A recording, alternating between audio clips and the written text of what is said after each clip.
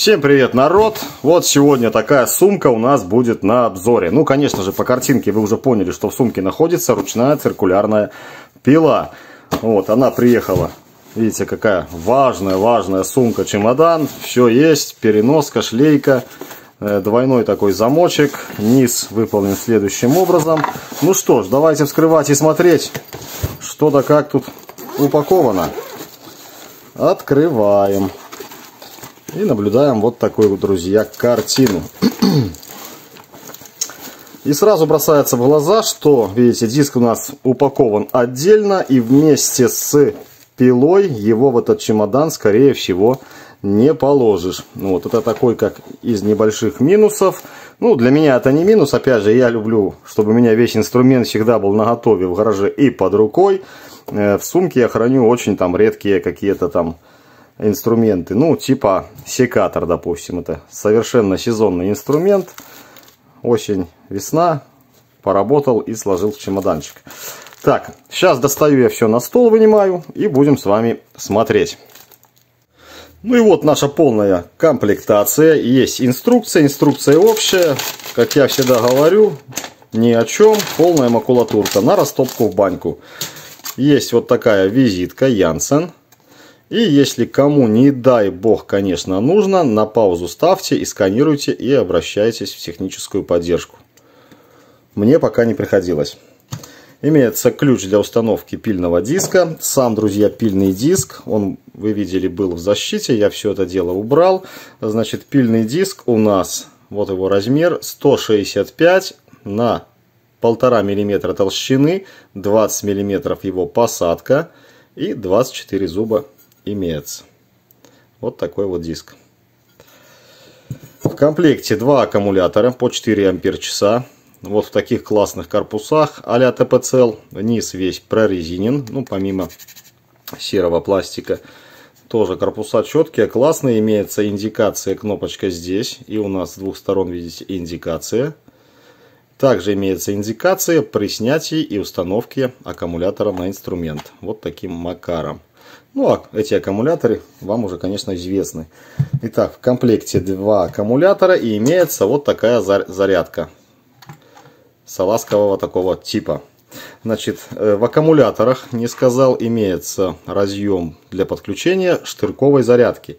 Люди поделились на два класса. Одни любят салазки, вторые любят вот такие штекерные зарядочки. Поэтому не могу сказать ни за, ни против. Я пользуюсь вот так вот. Я люблю именно такими вот зарядками пользоваться, салазками.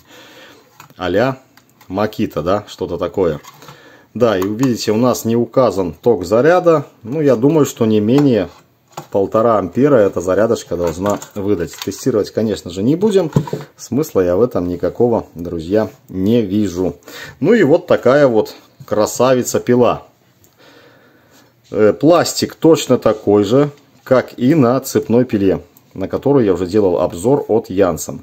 Мне пластик этот понравился, до сих пор пилка жива, работает. Вот буквально сегодня, вернее вчера приехали с отдыха, тоже эту пилочку брали на отдых, там то все попилить. Отлично. Здесь по сборке тоже претензий нет. Ну, шов, конечно, виден, но такого серьезного и большого облоя абсолютно нет, друзья. Вот это вот вся черная часть, и здесь это все резина. Все просто шикарно. Что имеется? Имеется кнопка безопасности, то есть не нажав данную кнопочку, мы с вами пилу никак не нажмем.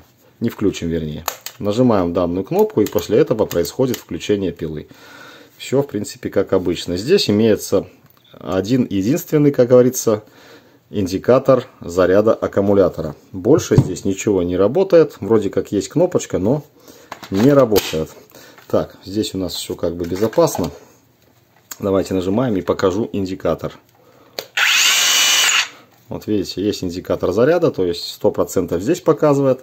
Ну и 100% у нас показывает аккумулятор. Так, снимаем аккумулятор. Что сейчас сделаем? По заявлению, по характеристикам, данная пила должна иметь 4000 оборотов. Это мы с вами сейчас и промеряем. Друзья, отворачиваем винт. Винт имеет левую резьбу, поэтому крутим, как бы закручивая. Не забываем. Я сам, бываю, путаюсь. Но не путайтесь. Вот такой вот винт. Значит, внутри есть шестигранник, сверху под ключ на 13. Кому как удобно, тот тем и пользуется. Мне же, допустим, для удобства вот этот вот маленький неудобен, а шестигранник подлиннее будет самый-самый, наверное, сок пользоваться. Ну, а кому удобнее ключом на 13. Уже стал заговариваться. Значит, планшайба вот такая зубастая, с лысками. И под низом просто шайба с размером диска, с посадкой на 20. Вот такая вот, без диска. Так, что сейчас сделаем? Устанавливаем диск. Вращение у нас стрелочка здесь. Также у нас есть стрелочка и здесь. Поэтому, да, еще один такой нюанс. Смотрите, не знаю, так получилось случайно у производителя, либо так было задумано. И вы все знаете, что бывает, этот кожух нужно просто убрать. То есть, где-то что-то тонкое пилить, либо под углом, и он постоянно цепляется и где-то там подклинивает. Вот, так вот, смотрите, вот эта стрелка направления вращения, и за нее прекрасно же цепляется кожух. Опять же, не знаю, так было задумано, либо так случайно получилось, но если случайно, то просто получилось суперски. Вибрации маленькие на все это дело не работают, а уже если начинаешь, допустим, где-то здесь, вот ты смотри, о, такой сильный удар, и только тогда это все соскакивает. То есть я считаю, что это просто классно придумано, хотел сказать, но я опять же не знаю, придумано либо не придумано. Поэтому устанавливаем диск и будем с вами мерить обороты. Диск ложится на посадку. Сюда же вот эту вот с лысками планшайбу ставим. И вообще помните, вот такой вот диск с кардона я вырезал, да, для измерения оборотов. Не помню, там на болгарке, либо на чем я уже измерял. И мы с вами промеряем при помощи данного диска обороты вот этой вот пилы. Опять же, напоминаю, заявлено 4000 оборотов. Да, и не показал. Для того, чтобы нам раскрутить, либо зажать диск, нам нужно заблокировать шпиндель. Шпиндель блокируется, друзья, с этой стороны вот есть блокировка. То есть нажимаем и вращаем, пока вот так вот не упадет. Держим и, конечно же, зажимаем все это дело. Вот видите, коротким шестигранником неудобно работать через вот этот вот, через площадку. Если бы он был немножко длиннее, было бы вообще шикарно. Так, все, не сильно поджал. Кожух отводим в сторону. Берем аккумулятор. Так, обращаем внимание, отошел ли наш фиксатор. Обязательно. Бывает, он остается в зацеплении. Но тут пружина, в принципе, сильная. Она должна по-любому выскочить. И делаем контрольный пуск с установленным, на кожухе. Все работает. Ну что ж, измеряем обороты. По заявлению, напоминаю, обороты должны составлять порядка 4000. Погнали.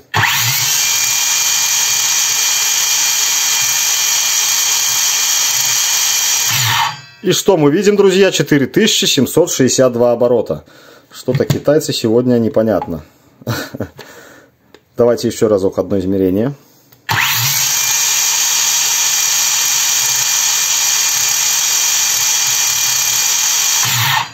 Все тех же 4700 с копейками, там 770 оборотов будем говорить, да? Вот, а заявлено 4000. Вообще непонятно. Сейчас я вам хочу продемонстрировать, почему я меряю через бумажку вот эту, а не меряю на диске. Я сейчас буду измерять прямо вот здесь вот на границе. И вы посмотрите, что будет твориться на нашем тахометре. Погнали.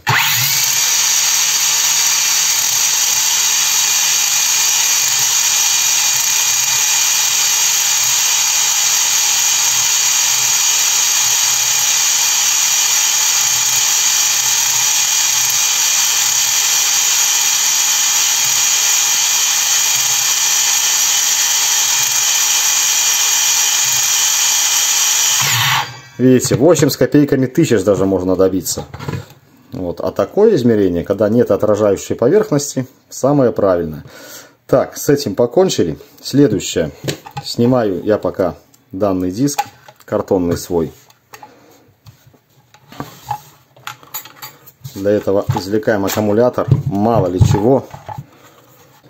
Фиксирую основательно. Следующее измерение — это высота, вернее глубина резания под углом 90 градусов. Кожух отводим, ничего уже включать не будем. Берем угольничек.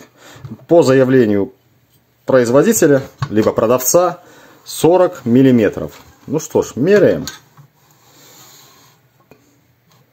И мы видим 60, почти 2 миллиметра. Ну, примерно 61-62 миллиметра.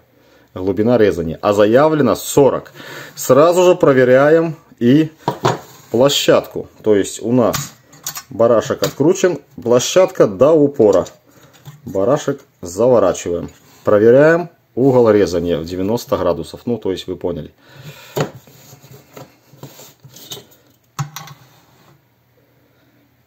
А я бы сказал, друзья, он просто идеальный. Но меточка здесь, видите, не совпадает. Плохо, конечно, что нет здесь регулировочных винтов. Для того, чтобы мы с вами могли все дело под себя скорректировать и выставить точные углы. Но в моем экземпляре, еще раз показываю, никаких просветов нет. Так, давайте я возьму сюда, чтобы вы увидели, что и площадка ровно, и угольник тоже ровно. Никаких просветов нет. То есть в этом случае ровно 90 градусов. Так, теперь меряем глубину пропиливания под углом 45 градусов. Специально отпустил кожух, чтобы показать один маленький минус. Для этого отпускаем вот эту вот барашечку и крутим на 45 градусов. И смотрим, что у нас уже не крутится. А не крутится почему? Потому что вот это вот язычок попал, видите, между кожухом и площадкой. Страшного здесь ничего нет. Выводим здесь и дожимаем до 45 градусов. Все, поставили под 45 градусов. Опять я, друзья, уберу кожух, чтобы вам показать все это в деле.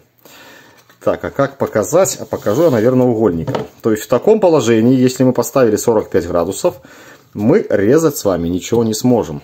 А не сможем, потому что у нас торчит болт. Видите?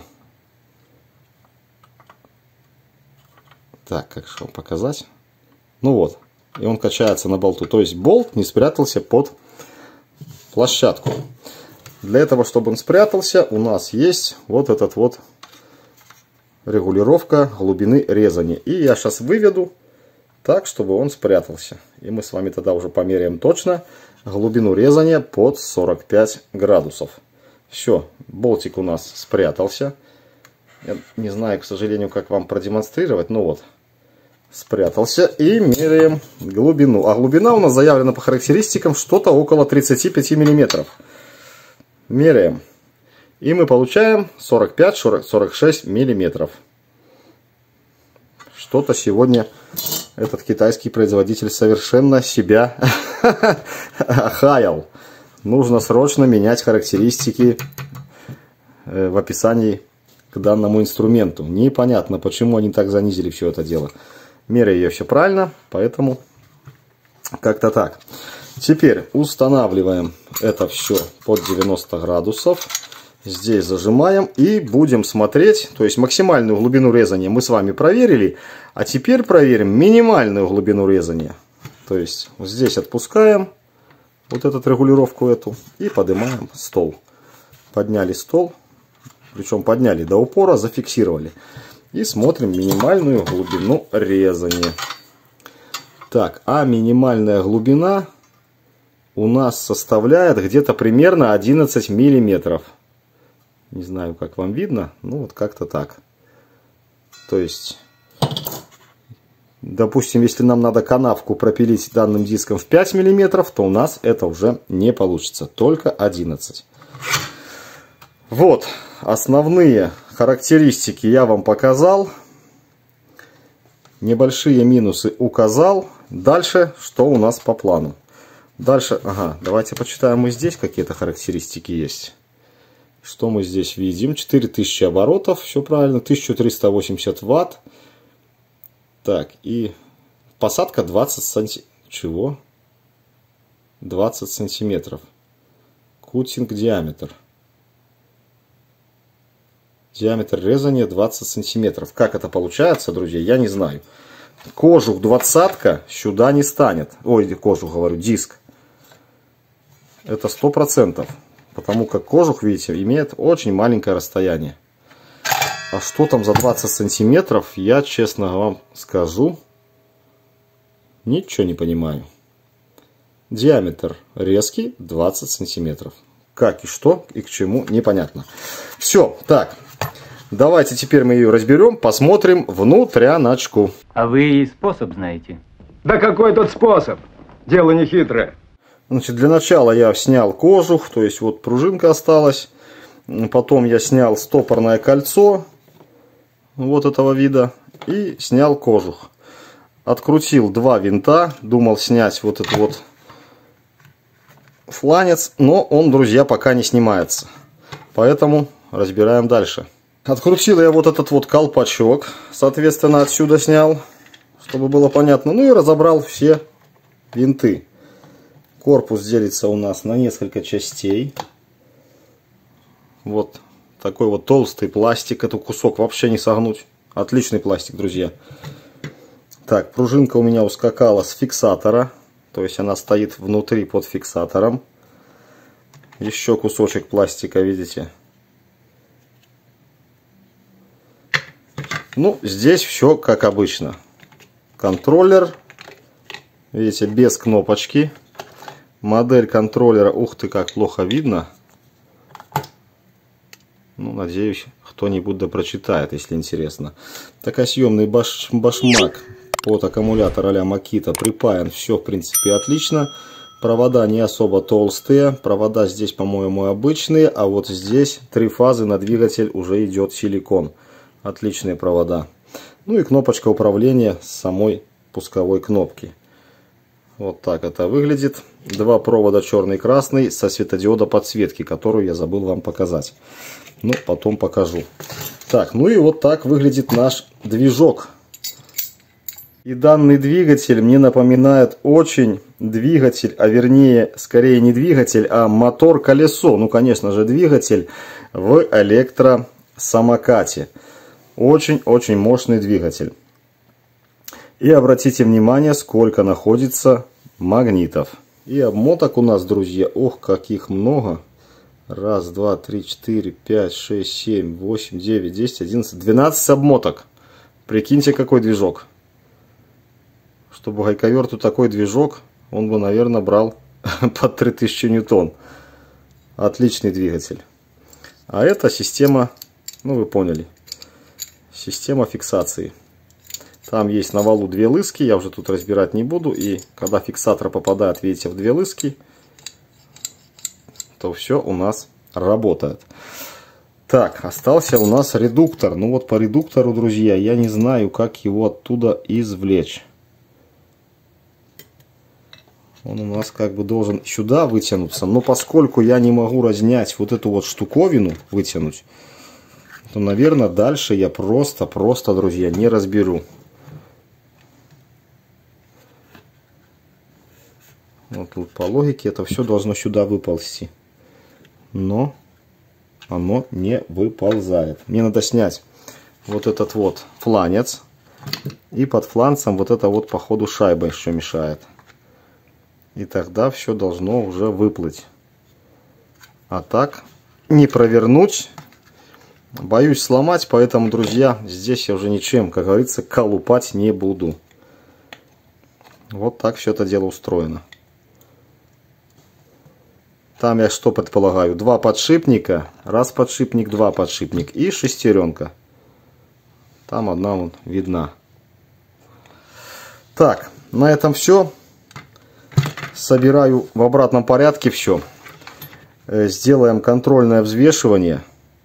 И пойдем что-нибудь порежем, попилим. Итак, народ, собрал я пилку. Все назад. Проверяем на работоспособность. Все, слава богу, работает. Так, не показал я, что у нас есть подсветка рабочей зоны.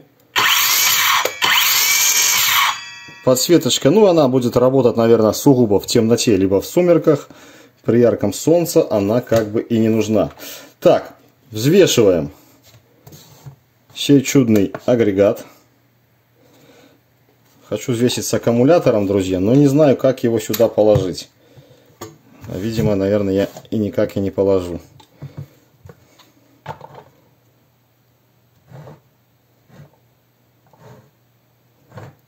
Не хочет лежать. От слова совсем. Давайте без аккумулятора попробуем положить на весы. 2 килограмма 28 грамм. И аккумулятор где-то сюда.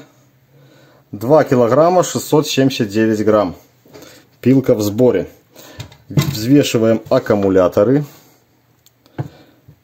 652 грамма. И этот аккумулятор 652 грамма. Братья-близнецы. Ну а теперь пойдем на улицу. Что-нибудь там порежем.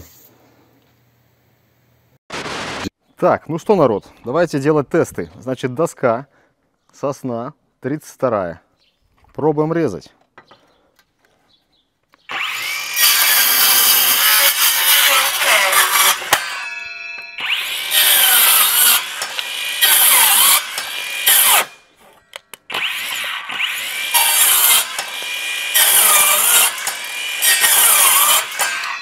Вообще как в масло. Как в масло. То есть, который там 4-й раз я уже сильно резко, так сказать, впер эту пилку. Следующий тест.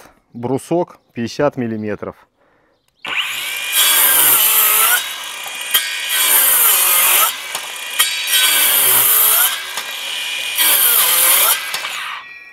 Режет как по маслу.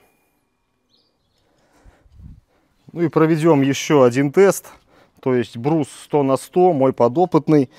И сделаем пропил на всю длину. Погнали.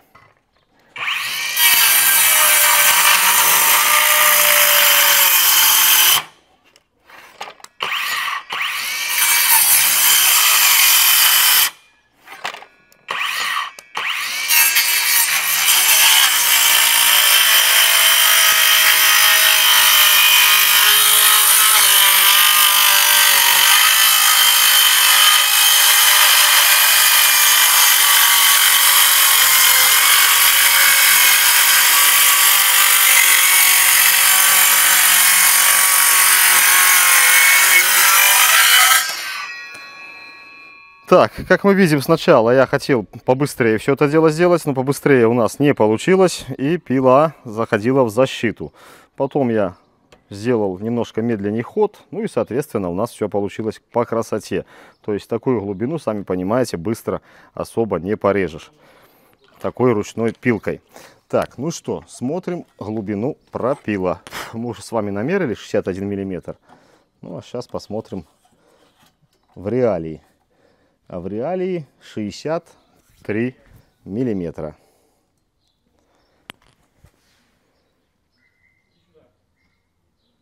Ну, фокусируйся. Я думаю, вы видите. То есть отметка 70, 65 и ниже на 2 миллиметра. Сейчас пойдем покажу в темноту, как работает подсветочка. Так, такой полусумрак у меня в комнате. Ну и, конечно же, резать я тут ничего не буду. Вот, просто включу, покажу, как работает подсветка рабочей зоны.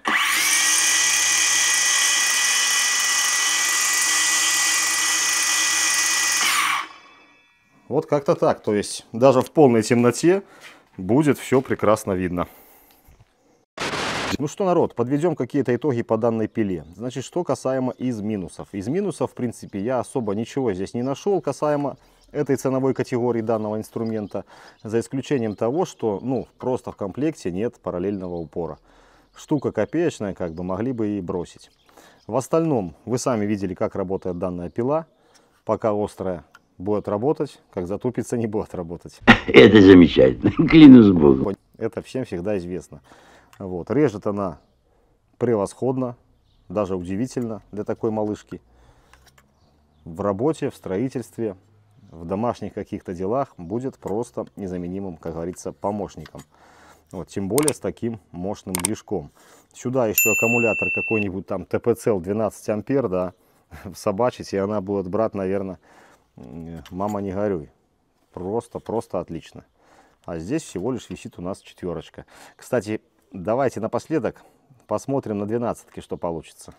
Так, принес я 12-амперный аккумулятор. Аккумулятор полностью заряжен. Меняем, пробуем. Значит, заготовочку я перевернул, чтобы не было там резаного ничего. Буду пробовать сразу на скорости, запихнуть эту пилку. Ну и потом пойду медленно.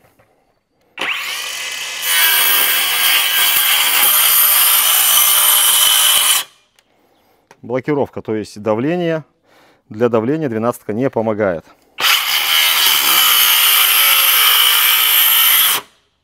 Второй раз тоже не помогает. Иду медленно.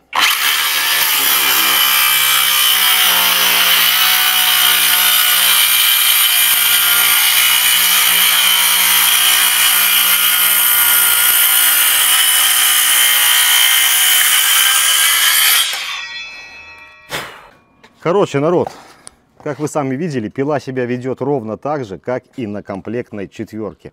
Отсюда делаю вывод, что эта пила может быть контролером или как-то ограничена в токе потребления. То есть такой хороший мощный двигатель, он ограничен током, и она больше не берет, чем может взять. И ей хватает вполне, опять же, этой комплектной 4. Можете соглашаться, можете не соглашаться, все я вам показал. На этом мы с вами прощаемся. Ссылка в описании под видео. Всем пока, всем удачи и хорошего настроения. Спасибо за внимание.